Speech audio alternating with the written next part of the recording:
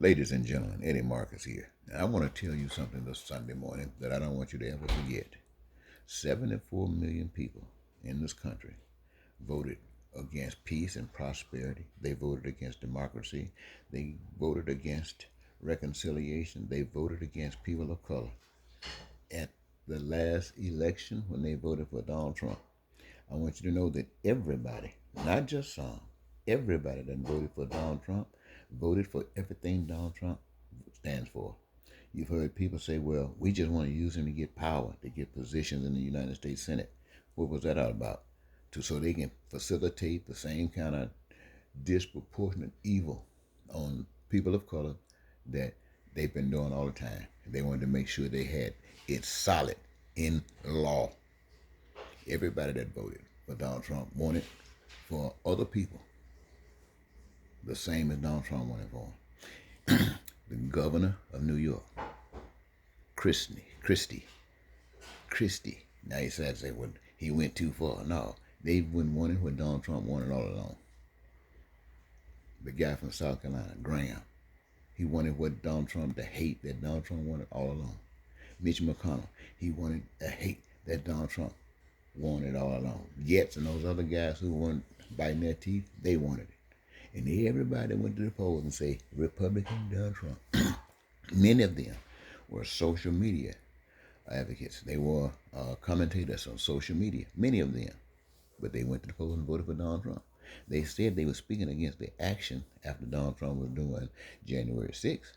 They said they want to spend. No. They followed Donald Trump all the way. They just did not think he was dumb enough to expose them like he did January 6th. January 6th, he exposed everybody that went to the polls and voted Republican. Everybody that went to the polls in 2020 and voted for Donald Trump voted for everything that Donald Trump stands for. Don't be no mistake about it. That don't mean they was as hateful and as mean as Donald Trump. Because you can say that mostly any white Democrat is just like any white Republican. But he will not stand out boldly and as mean and as ugly as a Republican. But he's still mean and ugly and racist and bigotry. And the only way you can stop this is to acquiesce from the system that have been set up by men and go to the system that was set up by God. And usually the way you can understand the system set up by God is about give and take on this earth. Living is all about giving and taking. You can give for heaven or you can take for hell. And all of those people who got millions of dollars and billions of dollars and multi-billions of dollars and hundreds of billions of dollars, those people who have been robbing God's earth unto the point they got where they got now. And everybody that's poor, from the people who just barely making it, from the people that's living in tents in the snow in a park, have been robbed by the system. So this system has created exactly what we have. And as long as it continues, there's no such thing as working things out, because anybody that got 25 cents think that they are more important than a person with just 1 penny.